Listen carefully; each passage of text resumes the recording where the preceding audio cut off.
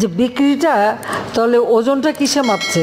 কোনো কিছু বিক্রি হলে তো ওজন মাপা হয় না। এখন তো অবশ্যই ইলেকট্রনিক মেশিন আছে, আগে তো দাঁড়িপাল্লায় হতো। বাংলাদেশের ভেতর দিয়ে ভারতের রেলপথ ব্যবহার প্রসঙ্গে এক প্রশ্নের জবাবে প্রধানমন্ত্রী শেখ হাসিনা বলেছেন, এটা নিয়ে কেন সমালোচনা হচ্ছে আমি বুঝতে পারছি না।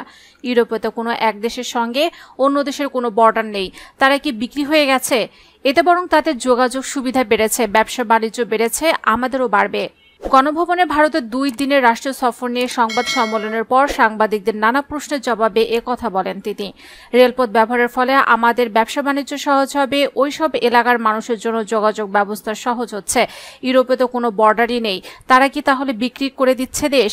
প্রত্যেকটা দেশই তো স্বাধীন দেশ, তারা তো বিক্রি হয়নি। তাহলে সাউথ এশিয়ার কুর একটা বাধা হয়ে দাঁড়াবে। তাহলে সাউথ এশিয়ায় কেন এটা বাধা হয়ে থাকবে, এমন পাল্টা প্রশ্ন রাখেন তিনি। প্রধানমন্ত্রী বলেন, যারা বলে দেশ বিক্রি হয়ে যাচ্ছে তারা বলুক বিক্রিটা কিসের মাপে হচ্ছে, মাপটা কিসের মাধ্যমে হয়। বাংলাদেশে স্বাধীন দেশ, আমরা যুদ্ধ করে স্বাধীন হয়েছে। সারা বিশ্বে একটিমাত্র মিত্র শক্তি ভারত, যারা আমাদের মুক্তিযুদ্ধের সঙ্গে কাঁধে কাঁধ মিলে যুদ্ধ করে স্বাধীন করে দিয়েছে। পৃথিবীর বিভিন্ন দেশে কোনো দেশের যুদ্ধে সহযোগিতা করতে এলে তারা সেখানেই থেকে যায়, বিজয়ী হওয়ার পরও তারা দেশ ছাড়ে না। এরকম অসংখ্য নজির আমরা দেখেছি।